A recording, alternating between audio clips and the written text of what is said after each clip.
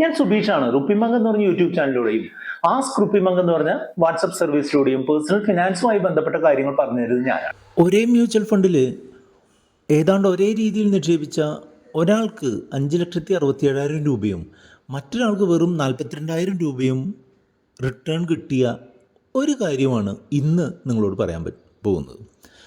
നിങ്ങൾ മ്യൂച്വൽ ഫണ്ടിൽ ഇൻവെസ്റ്റ് ചെയ്യുമ്പോൾ പ്രത്യേകം ശ്രദ്ധിക്കേണ്ട 5 കാര്യങ്ങൾ നിങ്ങളുടെ ലാഭത്തിനെ പല മടങ്ങ് വർദ്ധിപ്പിക്കാനുള്ള സാധ്യതയുണ്ട്. അത് എന്തൊക്കെയാണെന്നാണ് പറയുന്നത്. ഇന്നത്തെ ഈ വീഡിയോയിൽ പ്രതിപാദിക്കുന്ന മ്യൂച്വൽ ഫണ്ട് എന്ന് പറഞ്ഞിട്ടുണ്ടെങ്കിൽ നിപ്പോൺ ഇന്ത്യയുടെ സ്മോൾ ക്യാപ് ഫണ്ടാണ്. നിപ്പോൺ ഇന്ത്യയുടെ സ്മോൾ ക്യാപ് ഫണ്ട് നന്നായി പെർഫോം ചെയ്യുന്ന ഒരു സ്മോൾ ക്യാപ് മ്യൂച്വൽ ഫണ്ടാണ് എന്നുണ്ടെങ്കിലും ഈ വീഡിയോയിൽ പറയുന്നത് കൊണ്ട് മാത്രം ഈ ഫണ്ട് നിങ്ങൾക്ക് യോജിക്കണമെന്നില്ല. നല്ല ഫണ്ടാണോ മോശം ഫണ്ടാണോ എന്നുള്ളതല്ല ഈ വീഡിയോയിലൂടെ പറയാൻ ഉദ്ദേശിക്കുന്നത്. ഒരു കാരണവശാലും ഇതൊരു ഇൻവെസ്റ്റ്മെൻറ്റ് റെക്കമെൻഡേഷൻ അല്ല. നിങ്ങൾക്ക് നിങ്ങളുടെ ആവശ്യങ്ങൾക്കനുസരിച്ച് മ്യൂച്വൽ ഫണ്ടുകൾ സെലക്ട് ചെയ്യാനും നിങ്ങളുടെ മ്യൂച്വൽ ഫണ്ടുകൾ റിവ്യൂ ചെയ്യാനും ഒക്കെ താല്പര്യമുണ്ട് എന്നുണ്ടെങ്കിൽ നമ്മുടെ വാട്സപ്പ് നമ്പറായിട്ടുള്ള 8848030018 നിങ്ങൾക്ക് കോൺടാക്റ്റ് ചെയ്യാം. ഏതാണ്ട് ഒരേ രീതിയിൽ നിക്ഷേപിച്ച 2 പേർക്ക് വളരെ വ്യത്യസ്തമായിട്ടുള്ള ഒരു റിട്ടേണാണ് നിങ്ങളിവിടെ കാണുന്നത്. ഒരാൾക്ക് 5,67,262 മറ്റാൾക്ക് കിട്ടിയത് 42,479 മാത്രമാണ്. 93% ഡിഫറൻസ്. അതെങ്ങനെ വന്നു എന്നുള്ളത് നോക്കാം. ഒന്നാമത്തെ കാരണം എന്താണെന്ന് വെച്ചാൽ ഈ 2 ആളുകളും ഒരേ ഫണ്ടാണ് നിക്ഷേപത്തിനായിട്ട് തിരഞ്ഞെടുത്തത് എന്നുണ്ടെങ്കിലും ഒരാൾ തിരഞ്ഞെടുത്തത് ഡയറക്റ്റ് പ്ലാനും മറ്റാൾ തിരഞ്ഞെടുത്തത് അതിൻ്റെ റെഗുലർ പ്ലാനുമാണ്. ഞാൻ പല വീഡിയോകളിലും പറഞ്ഞിട്ടുള്ളതുപോലെ ഡയറക്റ്റ് പ്ലാൻ എന്നുള്ളതാണ് സാധാരണ ഇൻവെസ്റ്റേഴ്സിന് ഏറ്റവും മികച്ച നേട്ടം തരുന്ന പദ്ധതി. ഇപ്പോൾ നിപ്പോൺ ഇന്ത്യ സ്മോൾ ക്യാപ്പിന് തന്നെ 2 തരത്തിലുള്ള ഫണ്ടുകളുണ്ട് എന്നുള്ളത് നിങ്ങൾക്കിപ്പോൾ മനസ്സിലായിക്കണം. അതായത് ഡയറക്റ്റ് പ്ലാൻ എന്ന് പറഞ്ഞിട്ടുണ്ടെങ്കിൽ ഇതിന് ഇടയിൽ ഒരു ബ്രോക്കർ ഇല്ലാതെ നമ്മൾ നേരിട്ട് മ്യൂച്വൽ ഫണ്ട് കമ്പനിയിൽ നിന്ന് വാങ്ങുകയാണ്. അങ്ങനെ നേരിട്ട് മ്യൂച്വൽ ഫണ്ട് കമ്പനിയിൽ നിന്ന് വാങ്ങിയ ആൾക്ക് വളരെ വലിയ രീതിയിലുള്ള ലാഭം, ഏതാണ്ട് 1% ലാഭം കൂടുതൽ കിട്ടുന്നുണ്ട് എന്നുള്ളതാണ്. ഈ 1% ലാഭം എന്ന് പറഞ്ഞിട്ടുണ്ടെന്നുണ്ടെങ്കിൽ നിങ്ങളുടെ നോട്ടത്തിൽ ചെറുതാണ് എന്നുണ്ടെങ്കിലും ഓരോ വർഷം കഴിയുന്തോറും നമ്മളുടെ ഇൻവെസ്റ്റ്മെൻറ്റും അതിൽ നിന്ന് കിട്ടുന്ന റിട്ടേണും കൂടി വരുന്നതിനനുസരിച്ച് അതിൻ്റെ കോമ്പൗണ്ടിങ് വാല്യൂ കൂടിക്കൂടി വരികയാണ് ചെയ്യുന്നത്. അങ്ങനെ നമ്മൾ 5 ലക്ഷത്തിന് മേളിൽ ലാഭം കിട്ടിയിട്ടുള്ള ആൾ ഡയറക്റ്റ് പ്ലാനാണ് ഉപയോഗിച്ചതെന്നും ഈ 42,000 മാത്രം കിട്ടിയിട്ടുള്ള ആൾ റെഗുലർ പ്ലാനുമാണ് ഉപയോഗിച്ചതെന്നുള്ളതാണ് ഇതിൻ്റെ ഒന്നാമത്തെ മേജറായിട്ടുള്ള ഡിഫറൻസസ്. നിങ്ങളിവിടെ കാണുന്നത് പോലെ ലെഫ്റ്റ് സൈഡിൽ ഡയറക്റ്റായിട്ടുള്ള ഫണ്ടിന് 106 രൂപ 957 പൈസ NAV ഉണ്ടായിരുന്ന സമയത്ത് റെഗുലർ ഫണ്ടിന് 97 രൂപ 1177 മാത്രമാണ് NAV ഉള്ളത്. അതായത് ഇത് 2 ഫണ്ടുകളും 10 നിന്ന് സ്റ്റാർട്ട് ചെയ്തതാണ്. രണ്ടും ഒരേ സമയം 10 നിന്ന് സ്റ്റാർട്ട് ചെയ്ത് ഒരെണ്ണം 106 ആവുകയും അതേസമയം റെഗുലർ 97 ആവുകയുമാണ് ചെയ്തിട്ടുള്ളത്. ഏതാണ്ട് 10% ഡിഫറൻസ് ഈ ഒരു ലാസ്റ്റ് 10 വർഷം കൊണ്ട് ഉണ്ടായിട്ടുണ്ട്. ആ ഒരു ഡിഫറൻസാണ് ഈ കമ്മീഷൻ എന്നുള്ള രീതിയിൽ ബ്രോക്കർമാർക്ക് കൊടുക്കുന്നത്. യൂട്യൂബിലൊക്കെ ഒന്ന് വലിയ വാചകം അടിക്കുന്ന ബ്രോക്കർമാരായിട്ടുള്ള കുറേ യൂട്യൂബേഴ്സ് അവരുടെ ചാർജ് കോഡിൽ അല്ലെങ്കിൽ അവരുടെ ബ്രോക്കർ കോഡിൽ നിങ്ങളെ മ്യൂച്വൽ ഫണ്ട് ചേർത്താനായിട്ട് ശ്രമിക്കുമ്പോൾ എന്താ സംഭവിക്കുന്നതെന്ന് വെച്ചാൽ ഈ 10% നഷ്ടം ഒക്കെ ഉണ്ടാവുകയാണ് ചെയ്യുന്നത് എന്നുള്ളത് നിങ്ങൾ പ്രത്യേകം മനസ്സിലാക്കുക. അപ്പോൾ പരമാവധി മ്യൂച്വൽ ഫണ്ടുകൾ ചേരുമ്പോൾ ഡയറക്റ്റ് പ്ലാനിൽ ചേരുന്നതിനായിട്ട് ശ്രമിക്കുക എന്നുള്ളതാണ് ഒന്നാമതായിട്ട് ഉയർന്ന റിട്ടേൺ നേടാനായിട്ട് നിങ്ങൾ ചെയ്യേണ്ട കാര്യം.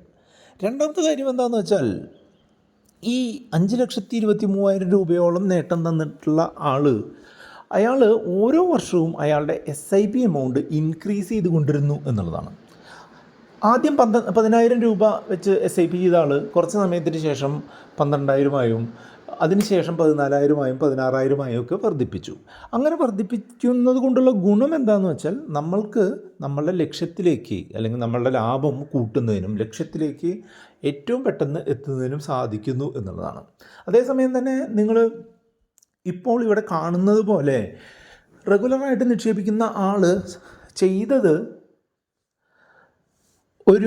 ഈ ഫണ്ടിൽ 10,000 രൂപ എന്നാണെങ്കിൽ 10,000 മാത്രമായിട്ട് നിക്ഷേപിച്ചു കൊണ്ടുപോവുകയാണ് ചെയ്യുന്നത്. അതേസമയം 10,000 12,000 ആക്കി വർദ്ധിപ്പിച്ച് 14,000 ആക്കി 16,000 ആക്കി വർദ്ധിപ്പിച്ച ആൾക്ക് അതിനനുസരിച്ചുള്ള കൂടുതൽ നേട്ടം കിട്ടുന്നുണ്ട്. അപ്പോൾ നമ്മളെപ്പോഴും ഇൻവെസ്റ്റ് ചെയ്യുമ്പോൾ സ്റ്റെപ്പ് അപ്പ് ചെയ്തുകൊണ്ട് ഇൻവെസ്റ്റ് ചെയ്യുക എന്നുള്ളത് നമ്മുടെ ലക്ഷ്യത്തിലേക്ക് അടുക്കുന്നതിന് നമ്മളെ സഹായിക്കും. ഏതാണ്ട് ഒരേ രീതിയിൽ നിക്ഷേപിച്ചു കൊണ്ടുപോയ ഒരാൾക്ക് വെറും 42,000 രൂപ മാത്രം ലഭിക്കാനുള്ള മറ്റൊരു പ്രധാനപ്പെട്ട കാരണം എന്ന് പറഞ്ഞിട്ടുണ്ടെങ്കിൽ മാർക്കറ്റ് ഇടിയുന്ന സമയത്ത് അയാൾ ഇൻവെസ്റ്റ്മെൻറ്റ് നിർത്തി എന്നുള്ളതാണ്. നിങ്ങളിവിടെ കാണുന്നത് പോലെ 2024 ജനുവരി മുതൽ ഏപ്രിൽ വരെയുള്ള കാലഘട്ടത്തിൽ മാർക്കറ്റ് ഒന്ന് ഇടിഞ്ഞ സമയത്ത് ഇദ്ദേഹം ഇൻവെസ്റ്റ്മെൻറ്റ് നിർത്തി. അതേസമയം തന്നെ മറ്റാൾ മാർക്കറ്റ് ഇടിയുന്ന സമയത്തായാലും ഇൻവെസ്റ്റ്മെൻറ്റ് കണ്ടിന്യൂ ചെയ്തുകൊണ്ടിരുന്നു. SIP അല്ലെങ്കിൽ സിസ്റ്റമാറ്റിക് ഇൻവെസ്റ്റ്മെൻറ്റ് പ്ലാനിൻ്റെ ഏറ്റവും വലിയ ഒരു പ്രത്യേകത എന്താണെന്ന് വെച്ചാൽ മാർക്കറ്റ് ഇടിയുമ്പോഴായാലും ഉയരുമ്പോഴായാലും നമ്മൾ കണ്ടിന്യൂസ് ആയിട്ട് ഇൻവെസ്റ്റ് ചെയ്തു പോകുമ്പോൾ നമ്മളൊരു ആവറേജ് പ്രൈസ് മെയിൻറ്റെയിൻ ചെയ്തുകൊണ്ട് ഒരു റുപ്പി കോസ്റ്റ് ആവറേജിങ് എന്ന് നമ്മൾക്ക് എപ്പോഴും ഒരു ബെറ്റർ ദാൻ ആവറേജ് റിട്ടേൺ കിട്ടുക എന്നുള്ളതാണ്. അപ്പോൾ ആ ഒരു ഓപ്പർച്യൂണിറ്റി കിട്ടണമെന്നുണ്ടെങ്കിൽ നമ്മൾക്ക് ഈ മാർക്കറ്റ് ഇടിയുന്ന സമയത്തും ഇൻവെസ്റ്റ് ചെയ്യാനുള്ള ഒരു കാര്യക്ഷമത ഉണ്ടായിരിക്കണം.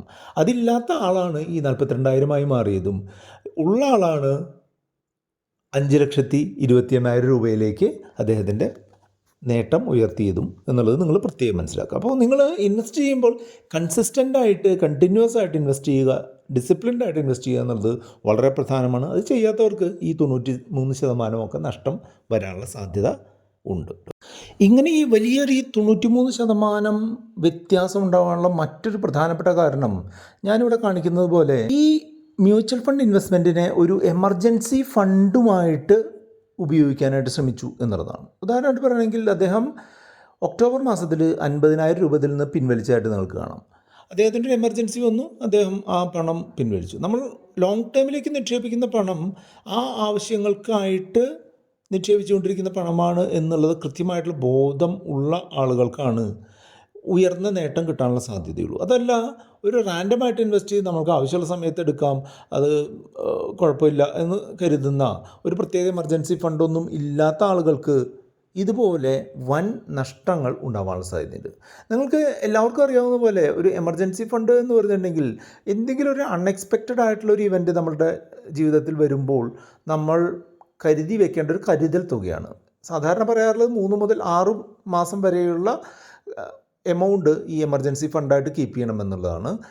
നമ്മളെപ്പോഴും നമ്മൾക്ക് എത്ര എമർജൻസി ഫണ്ട് വേണം എന്നുള്ളത് ആദ്യമായിട്ട് കണ്ടെത്തുകയും, ഉദാഹരണമായിട്ട് പറയുകയാണെങ്കിൽ എക്സ്പെൻസിന് ഒരു 50,000 രൂപ വേണ്ടിയിട്ടുള്ള ഒരാളാണെന്നുണ്ടെങ്കിൽ ഒരു 2-3 ലക്ഷം രൂപ കരുതുക എന്നുള്ളതാണ്. അത് കൃത്യമായിട്ടുള്ള ഇൻവെസ്റ്റ്മെൻറ്റുകളിലേക്ക് കൊണ്ട് എത്തിക്കുക എന്നുള്ളതാണ് അടുത്തായിട്ട് ചെയ്യാനുള്ളത്. അതായത് നമുക്ക് സേവിങ്സ് അക്കൗണ്ടിലാവാം, അല്ലെങ്കിൽ അതുമായിട്ട് ബന്ധപ്പെട്ട് ഫിക്സഡ് ഡെപ്പോസിറ്റുകളിലാവാം, ലിക്വിഡ് മ്യൂച്വൽ ഫണ്ടുകളിലാവാം, ഷോർട്ട് ടേം ഡെപ്പോസിറ്റുകളിലാവാം, അല്ലെങ്കിൽ ഷോർട്ട് ടേം മ്യൂച്വൽ ഫണ്ടുകളിലാവാം. ഇത്തരം ഒരു റിസ്ക് കുറഞ്ഞിട്ടുള്ള എന്നാൽ സ്റ്റഡി റിട്ടേൺ തരുന്ന കാര്യങ്ങളിലായിരിക്കണം നമ്മൾ ഈ എമർജൻസി ഫണ്ടിന് വേണ്ടി ഇൻവെസ്റ്റ് ചെയ്യേണ്ടത്. അല്ലാതെ ഈ സ്മോൾ ക്യാപ് ഫണ്ടുകൾ പോലുള്ള ഇത്തരം ഫണ്ടുകളിൽ നമ്മൾ എമർജൻസി ഫണ്ടിന് വേണ്ടിയിട്ട് കൈയിട്ട് വാരി കഴിഞ്ഞിട്ടുണ്ട് എന്നുണ്ടെങ്കിൽ ഇദ്ദേഹത്തിന് സംഭവിച്ച പോലെ 93% നഷ്ടമൊക്കെ തീർച്ചയായിട്ടും ഉണ്ടാവുമെന്നുള്ളത് നിങ്ങൾ മനസ്സിലാക്കുക. ഈ വീഡിയോ തുടങ്ങുമ്പോൾ ഞാൻ പറഞ്ഞിരുന്നത് ഈ 2 ഫണ്ടുകളിലും ഏതാണ്ട് ഒരേപോലെ നിക്ഷേപിച്ചു എന്നുള്ളതാണ്.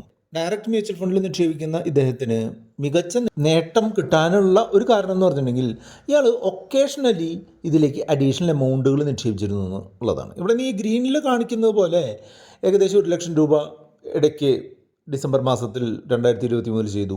അതുപോലെ തുടർച്ചയായിട്ട് 1-2 തവണ അഡീഷണലായിട്ട് ഇൻവെസ്റ്റ് ചെയ്തു.